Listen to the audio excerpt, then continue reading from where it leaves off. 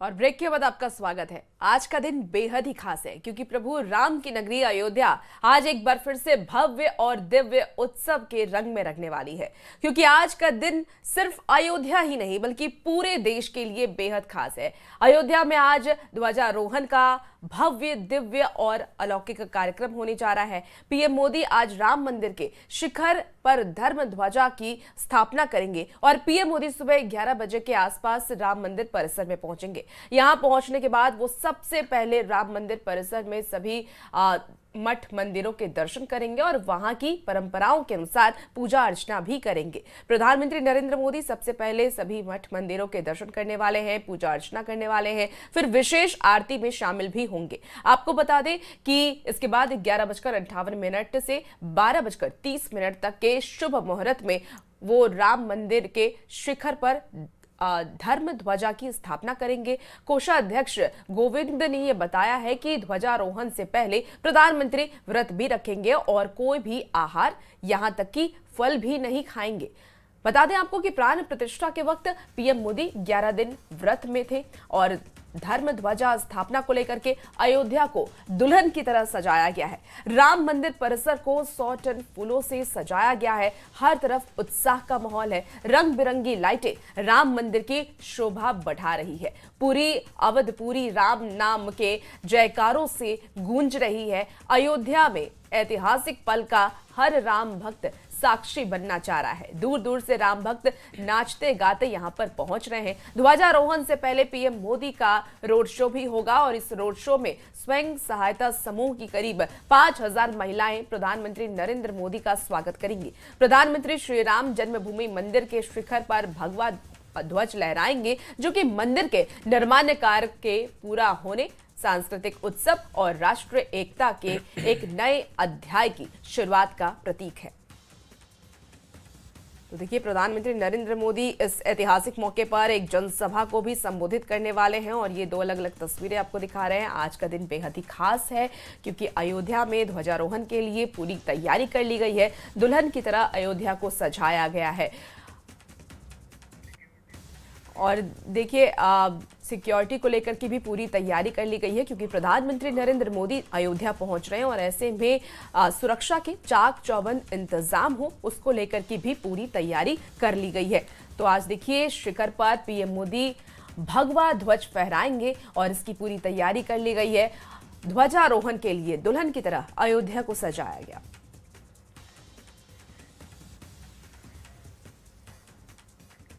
अयोध्या में राम मंदिर पर भव्य लेजर शो और रंग बिरंगी रोशनी ने श्रद्धालुओं का मन मोह लिया। ध्वजारोहण समारोह के दौरान रामलला का महल दुल्हन की तरह सजा नजर आ रहा है। लेजर शो में भगवान श्री सीताराम की वरमाला का अद्भुत दृश्य मंदिर के शिखर पर उभरा है। आकर्षक सजावट और रोशनी से सजी रामनगरी भक्तों के लिए आकर्षण का केंद्र बनी हुई है।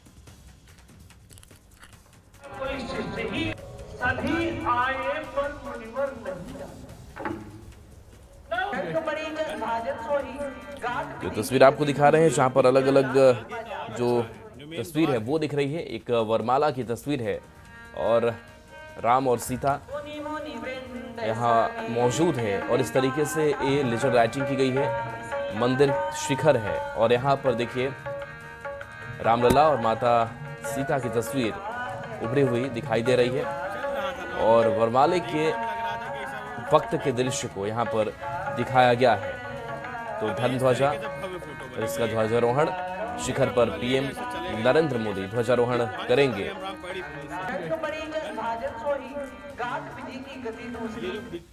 और राम मंदिर ट्रस्ट ने राम मंदिर की खूबसूरत तस्वीरें साझा की है। राम मंदिर की सजावट की गई है। ट्रस्ट ने ड्रोन से ये तस्वीर ली और उसके बाद इसे शेयर किया। खूबसूरत मनमोहक सजावट राम मंदिर की शोभा बढ़ा रही है। राम नगरी दुल्हन की तरह सज धज कर तैयार है। राम मंदिर के शिखर पर लेजर शो भी किया गया है। लेजर शो में भगवान श्री राम की गाथा सुनाई जाएगी। श्री सीताराम विवाह महोत्सव के भी झलक दिखाई देंगे। तो देखिए ये तस्वीर आपको दिखा रहे हैं, ड्रोन से कैप्चर किया गया है ये तस्वीर, और ये तस्वीर सोशल मीडिया के माध्यम से शेयर भी किया गया। राम मंदिर को देखिए दुल्हन की तरह सजाया गया है, पूरे अयोध्या को दुल्हन की तरह सजाया गया है।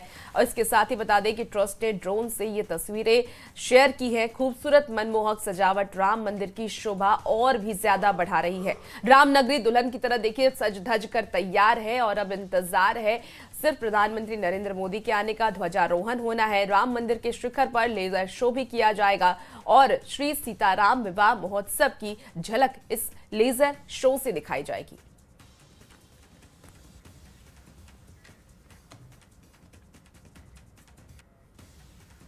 ध्वजारोहण कार्यक्रम के लिए राम मंदिर को फूलों से सजाया गया है, वहीं मंदिर के अंदर भी विशेष व्यवस्था की गई है।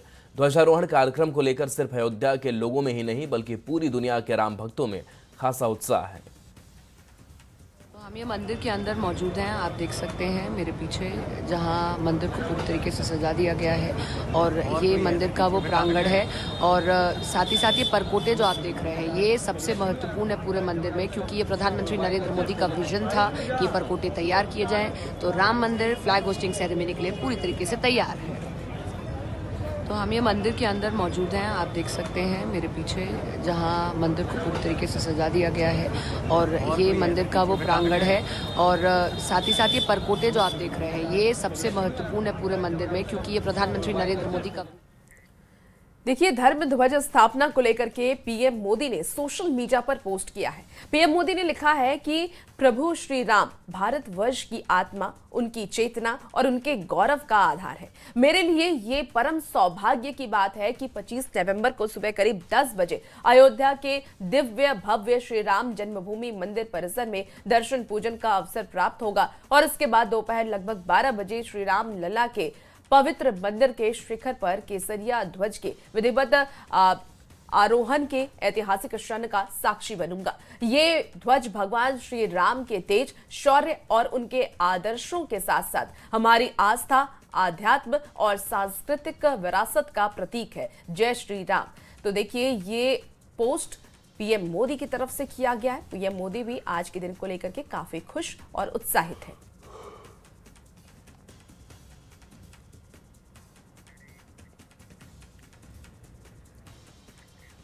अयोध्या में राम मंदिर के शिखर पर ध्वजारोहण का भव्य समारोह होने जा रहा है, जिसके साक्षी देश के प्रधानमंत्री नरेंद्र मोदी होंगे। अयोध्या में पीएम मोदी करीब 4 घंटे रुकेंगे। इस दौरान उनके साथ सीएम योगी और आरएसएस प्रमुख मोहन भागवत भी रहेंगे। साथ ही पीएम मोदी अयोध्या में रोड शो भी करेंगे। कैसी है तैयारियां, रिपोर्ट देखिए।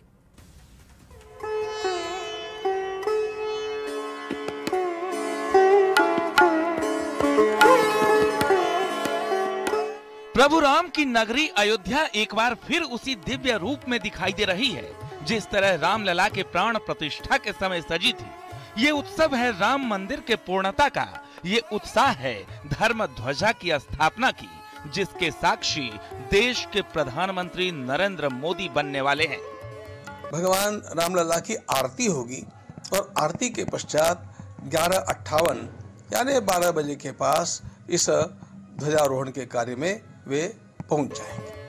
प्रधानमंत्री मोदी इस अनुष्ठान को भी पूरे विधि विधान के साथ पूरा करने जा रहे हैं। जिस तरह प्राण प्रतिष्ठा के दौरान उन्होंने तप और व्रत रखा था, उसी तरह ध्वजारोहण के लिए भी निर्जला व्रत पर रहेंगे। दिन केवल उनको अपना आहार जो अन्न का न लेकर के फल आदि का लेना है, लेकिन हमारा तो अनुभव जो रहा है उसके अनुसार वे फल आदि भी नहीं लेंगे और निराहार रह करके ही ध्वजारोहण करेंगे। प्रधानमंत्री नरेंद्र मोदी अयोध्या में करीब 4 घंटे रुकेंगे। साकेत महाविद्यालय में हेलीकॉप्टर से उतरेंगे, वहां से राम जन्मभूमि परिसर रोड शो करते जाएंगे, जहां से प्रधानमंत्री नरेंद्र मोदी का बाकायदा रोड शो भी होगा।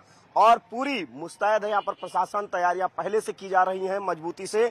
और इस रोड शो में प्रधानमंत्री नरेंद्र मोदी के लगभग राम पथ है, राम पथ पर 1 किलोमीटर का ये बाकायदा जो रोड शो होगा प्रधानमंत्री नरेंद्र मोदी का, और इसमें पूरी तरीके से दोनों तरफ बैरिकेड कर रखा गया है। पीएम मोदी के रोड शो के लिए 1 किलोमीटर के राम पथ को 8 जोन में बांटा गया है। रोड शो के दौरान समूहों की 5000 महिलाएं पीएम मोदी की अगवानी करेंगे।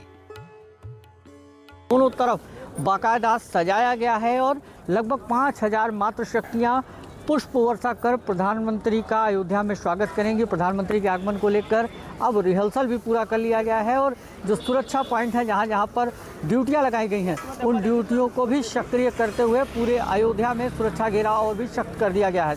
ध्वजारोहण कार्यक्रम के दौरान प्रधानमंत्री नरेंद्र मोदी रामलला का दर्शन करेंगे। इसके बाद राम दरबार की आरती करेंगे। राम मंदिर परिसर में स्थापित सभी पूरक मंदिरों पर भी ध्वज पताका फहराएंगे। Bureau report, news 18।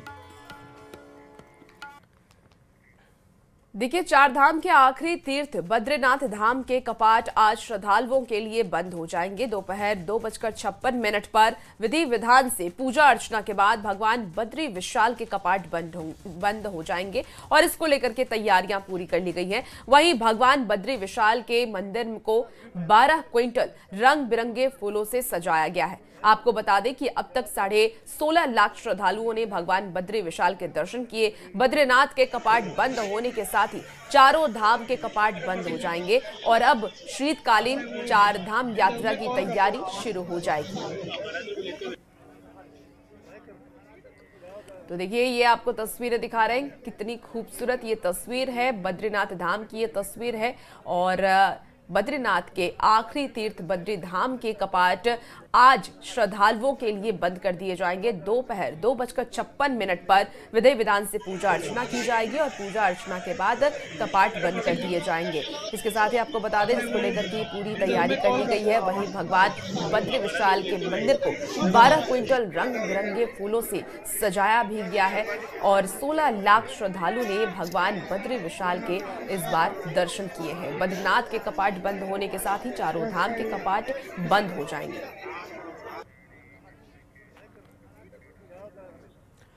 आज चारधाम यात्रा 2025 का समापन हो जाएगा, लेकिन इस बार सिर्फ कपाट बंद नहीं होंगे बल्कि पूरी यात्रा का एक बड़ा ऑडिट तैयार हो रहा है।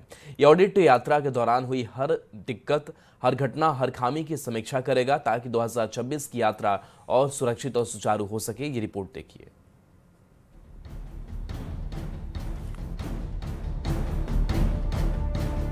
चारधाम यात्रा 2025 कई मायनों में चुनौतीपूर्ण रही। यात्रा के दौरान कई आपदाएं देखने को मिली, लेकिन श्रद्धालुओं की आस्था में कोई कमी नहीं आई। इस बार यात्रा ने रिकॉर्ड तोड़ संख्या दर्ज की है। करीब 60 लाख रजिस्ट्रेशन और 51 लाख से ज्यादा श्रद्धालुओं ने दर्शन किए। ये पिछले साल से 2,70,000 अधिक है, लेकिन बढ़ती भीड़ के साथ चुनौतियां भी बढ़ी हैं। सबसे चिंताजनक हेलीकॉप्टर हादसे रहे। इस बार हेलीकॉप्टर दुर्घटनाएं हुई और 13 यात्रियों की मौत भी हुई। हेलीपैड पर अव्यवस्था, ओवर बुकिंग और खराब मौसम में लंबा इंतजार, इन शिकायतों की समीक्षा भी अब की जाएगी। इस बार जो यात्रा हुई वो रिकॉर्ड तोड़ यात्रा हुई है। 16,50,000 के आसपास यात्री बद्रीनाथ धाम के दर्शन के लिए आए हैं और ये एक बहुत अच्छी पहल है। और सरकार को जो है मानसून सत्र के दौरान सड़कों को जो है सुचारू रूप से चालू रखने के लिए अगली कार्रवाई करनी चाहिए ताकि अगले साल जो यात्री आए उन्हें कोई असुविधा न हो। इस बार ठगी के मामलों में भी बढ़ोतरी देखी गई। 36 मुकदमे दर्ज हुए और 28 आरोपी गिरफ्तार भी किए गए। ऑनलाइन बुकिंग फ्रॉड और नकली पैकेज दोनों रिपोर्ट का हिस्सा हैं। इसके साथ ही रुद्रप्रयाग, श्रीनगर और जोशीमठ रूट पर कई घंटे जाम रहा। पार्किंग की कमी और ट्रैफिक नियंत्रण कमजोर दिखा। इन सभी बिंदुओं का भी विस्तृत ऑडिट किया जा रहा है। केदारनाथ में पहली बार टोकन सिस्टम लागू हुआ। चारधाम कंट्रोल रूम ने 24 घंटे monitoring, CCTV, SDRF, fire service, ATS और पैरामिलिट्री फोर्स की संयुक्त तैनाती से कई स्थितियों को संभाला भी गया। तो लगातार अगर आप देखेंगे तो सरकार का जो लक्ष्य था कि यात्रा बढ़े, लोगों को रोजगार उससे मिले, या लोगों को अच्छा तीर्थ यात्रा चले, आशीर्वाद मिले चारों धामों का, वो लक्ष्य पूर्ण हुआ है। किसी की हानि नहीं हुई। इतनी आपदाएं आने के बाद भी किसी श्रद्धालु को हानि नहीं झेलनी पड़ी। ये सरकार का लक्ष्य भी था और आगे आने वाली यात्रा के लिए हमारी कोशिश यही रहेगी कि इस यात्रा को और सुगम बनाया जाए। अब यात्रा के दौरान सामने आई हर चुनौतियों को लेकर प्रशासन एक विस्तृत ऑडिट रिपोर्ट तैयार कर रहा है, क्योंकि अनुमान है कि 2026 में यात्रियों की संख्या और बढ़ सकती है। यही वजह है कि ये ऑडिट चारधाम यात्रा के भविष्य का मास्टर प्लान साबित हो सकता है। चमोली से नितिन सेमवाल के साथ देहरादून से सतेंद्र बर्तवाल की रिपोर्ट।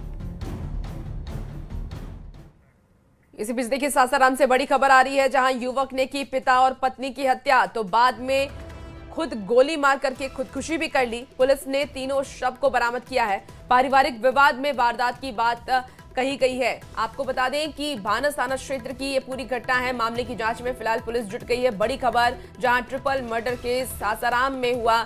युवक ने पहले पिता और फिर पत्नी की हत्या की, बाद में खुद को भी गोली मार ली और खुदकुशी कर ली। पुलिस ने तीनों शव को फिलहाल बरामद कर लिया है। जो जानकारी सामने आ रही है, पारिवारिक विवाद की वजह से इस हत्या की घटना को अंजाम दिया गया। पुलिस अब हर एंगल से इस पूरे मामले की जांच कर रही है।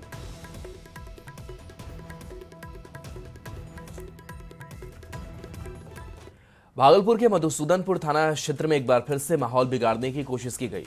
मनहरपुर बाईपास पर बजरंगबली की एक मूर्ति खंडित मिलने के बाद से स्थानीय लोगों में आक्रोश है और आरोपियों की जल्द गिरफ्तारी के साथ कड़ी कार्रवाई की मांग की जा रही है।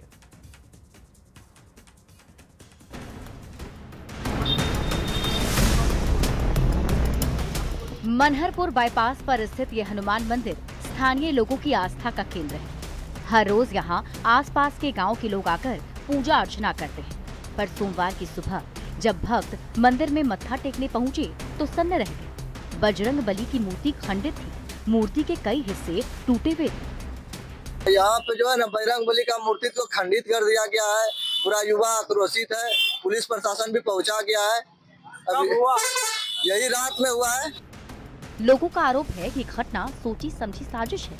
आक्रोशित भीड़ ने तत्काल आरोपियों की गिरफ्तारी और कठोर कार्रवाई की मांग की। हालात बिगड़ता देख प्रशासन सक्रिय हुआ। सिटी एसपी, डीएसपी और कई थानों की पुलिस की टीम मौके पर पहुंची और किसी तरह आक्रोशित लोगों को शांत कराया गया। मामले की जांच शुरू कर दी गई। आपराधिक तत्वों ने वहां पर कुछ तोड़फोड़ की घटना करी है, तो उसके आसपास जो सीसीटीवी कैमरा है वो सब चेक करवाए जा रहे हैं। मौका वारदात पर एसएचओ मधुसूदनपुर पहुंचे हैं, सीओ साहब पहुंचे हैं। उन्होंने इसमें तत्काल रूप से एक प्राथमिकी दर्ज की जा रही है। तनाव को देखते हुए पुलिस ने आसपास के इलाकों में सुरक्षा भी बढ़ा दी है। प्रशासन ने भरोसा दिलाया है कि दोषियों को बख्शा नहीं जाएगा। पर सबसे बड़ा सवाल ये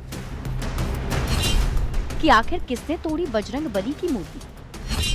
क्या जानबूझकर आस्था से खिलवाड़ किया गया? कौन बिगाड़ना चाहता है सौहार्द का माहौल? और आखिर कब होगी दोषियों की गिरफ्तारी? भागलपुर से संवाददाता विकास सिंह के साथ ब्यूरो रिपोर्ट, न्यूज़ 18।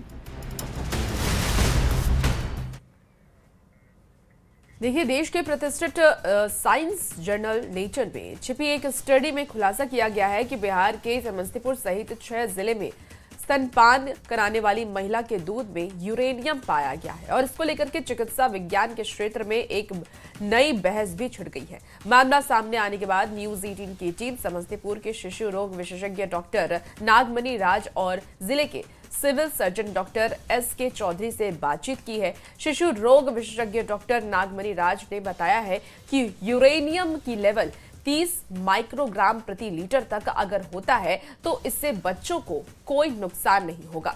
उन्होंने मां के दूध को पूरी तरीके से सुरक्षित करार दिया है। समस्तीपुर के civil surgeon doctor S K. Chaudhary ने यह कहा है कि अगर इस तरह की बातें आई है तो वो संज्ञान में लेने और इसके लिए सरकार से पत्राचार भी किया जाएगा। 6 डिस्ट्रिक्ट में बिहार में वो सर्वे हुआ है, जिसमें बताया गया है कि ये हैजारस लेवल है जो कि बच्चे के हेल्थ को अफेक्ट करेगा। बट वो रिसर्च जो जर्नल था वो हमने भी देखा है उसको, तो WHO के अकॉर्डिंग जो है 30 नैनोग्राम पर लीटर तक परमिसेबल है। और जहाँ तक समस्तीपुर का मामला है तो समस्तीपुर में जो उस रिसर्च के हिसाब से 4.760 का लेवल बताया गया है, उसका दूरगामी परिणाम निकल सकता है, लेकिन बच्चे के स्वास्थ्य पे इसका कोई हानिकारक प्रभाव इस लेवल पे तो नहीं मिलने वाला। WHO की रिपोर्ट के बारे में आपने चर्चा करें। WHO क्या? देखिए, एक्चुअली यूरेनियम कहीं से भी परमिसेबल नहीं है, बट उसका जो एक परमिसेबल लेवल होता है, जितना तक आपको हजारस नहीं होगा, टॉक्सिक नहीं होगा बच्चों के लिए, हेल्थ के लिए टॉक्सिक नहीं होगा, तो वो एक WHO के हिसाब से 30 नैनोग्राम के आसपास पर लीटर वो एक परमिसेबल लेवल सेट किया गया है। बिहार में एनडीए की प्रचंड जीत पर पूर्व केंद्रीय मंत्री सुरेश प्रभु ने पीएम मोदी और सीएम नीतीश की तारीफ की है। सुरेश प्रभु ने कहा कि एनडीए ने बिहार के लोगों की उम्मीद को पूरा करने का काम किया है। पीएम मोदी ने हमेशा बिहार को सपोर्ट किया है। बिहार को अभी बहुत आगे जाना है। एनडीए ने बिहार में लोगों की मांगे पूरे करने का काम किया, लोगों की आकांक्षाएं, लोगों की जो इच्छा है उसको भी पूरी मात्रा में पूरा किया। नरेंद्र मोदी जी की जो सरकार है दिल्ली में, उन्होंने बिहार को हमेशा एक बहुत अच्छा सिर्फ समर्थन ही नहीं तो जोर भी दिया। नीतीश कुमार जी, इन्होंने तो एक सुशासन बाबू जिनको कहते हैं वो सही है, पूर्व से ही सूरज निकलता है। तो मुझे लगता है देश की विकास की नई परिकल्पना यहीं से शुरू होगी। बिहार विकसित होगा तो ही देश विकसित होगा। देखिए, मुजफ्फरपुर के क्लब सभागार में एनडीए के ऐतिहासिक जीत पर पार्टी के पूर्वी जिला अध्यक्ष विवेक कुमार की अध्यक्षता में सभी नवनिर्वाचित विधायकों और मंडल अध्यक्षों का सम्मान समारोह का आयोजन किया गया। मुजफ्फरपुर के 11 विधानसभा सीटों में 10 सीटों पर एनडीए की जीत हुई थी, जिसके बाद एनडीए कार्यकर्ताओं में काफी उत्साह देखने को मिल रहा है और इसी को लेकर के सम्मान समारोह का आयोजन किया गया, जिसमें नवनिर्वाचित विधायक और सभी मंडल अध्यक्ष शामिल हुए। एनडीए के विधायकों ने गठबंधन का आभार भी जताया। हमारे जिला अध्यक्ष के द्वारा में सम्मानित किया गया और सभी हमारे जो एनडीए के कार्यकर्ता, एनडीए के जितने अध्यक्ष हैं, पार्टी के सभी मंडल अध्यक्ष का सभी सब ने यहाँ भाग लिए, सभी जनता ने भाग लिए। सभी का ये जनता का जीत है, एनडीए के सभी कार्यकर्ता की जीत है। आज मुजफ्फरपुर भारतीय जनता पार्टी द्वारा नवनिर्वाचित मुजफ्फरपुर जिले के 10 विधायक का आज अभिनंदन कार्यक्रम था। मैं आपके माध्यम से मैं इस जीत के लिए मुजफ्फरपुर के एनडीए के सभी कार्यकर्ताओं को धन्यवाद देता हूं। मैं एनडीए कार्यकर्ता को धन्यवाद और आभार प्रकट करती हूं कि एनडीए के कार्यकर्ता एक कार्यकर्ता प्रत्येक विधानसभा में लगा तो वो जीत हुई है। जीत दिलाने का काम कौन करते हैं, एनडीए के कार्यकर्ता ने किया है। हम अपने आपके चैनल के माध्यम से मैं आभार प्रकट करती हूं और अपने शीर्ष नेतृत्व को आभार प्रकट करती हूं। हमारे राष्ट्रीय अध्यक्ष माननीय चिराग पासवान जी को मैं आपके चैनल से मैं आभार प्रकट करती हूँ। अभिनंदन सम्मान समारोह है उन लोगों के लिए जो संगठन से जुड़े हुए तमाम लोग। हमारे दोनों जिलाध्यक्ष सप्ताह के नेतृत्व में पूरे मुजफ्फरपुर जिला में 11 में 10 सीट लाने का जो काम किया गया है, इसलिए उन तमाम लोगों को जो संगठन से जुड़े हुए लोग हैं उनके सम्मान में सम्मान समारोह रखा गया है। उनका सम्मान है, न कि कोई विधायक मंत्री। और फिलहाल इस बुलेटिन